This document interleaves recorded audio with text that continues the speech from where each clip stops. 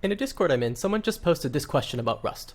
I'm trying to iterate through the keys of a hash map in Rust, and then if a certain thing is true, change the value of that key. I don't see why I would need to clone the keys since I'm only changing values. Is there a way to get around cloning?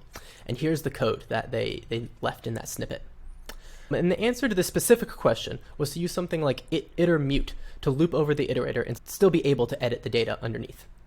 But that alone doesn't really explain why. Why do we need to clone the keys before we can change the values of the map?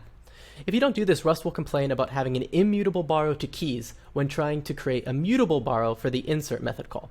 And if you're not really used to references in Rust, that can sound like a bunch of gibberish. So let's try an analogy.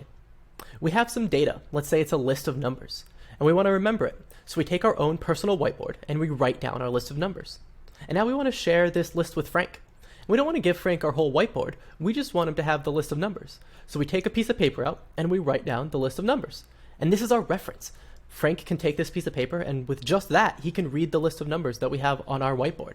And Frank can now share this with Kim. He can take a photocopy of this piece of paper, give it to Kim, and now Kim can see the list of numbers that we have on our whiteboard too.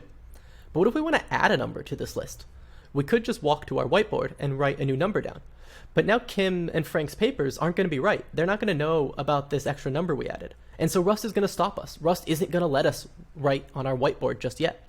We have to make sure all of the pieces of paper, all of the references are cleaned up first. So if all of those pieces of paper are thrown away and Rust doesn't see any pieces of paper anywhere, now we can finally write on our whiteboard again and change the data. So if we go back to the sample code that we were looking at before, when we asked for the keys, that was creating a reference. We got a piece of paper with all the keys in our hash map. So since we have that reference, that piece of paper, we can't add new things to the hash map and we can't change the values of anything because we have a reference to it.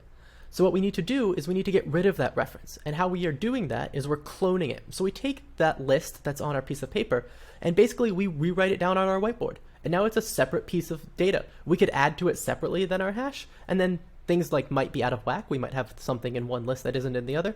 But as far as Rust is concerned, those are two completely separate pieces of data. So we took the reference and put it on our whiteboard, and then we threw away that piece of paper and got rid of the reference. And now we're allowed to mutate our hash map again because there are no references hanging around. There are no pieces of paper. We just have the one data structure and we can mutate it as we want. Hopefully that analogy was helpful to someone and this helps explain Rust references to you. Let me know in the comments if this helped you out or if it didn't.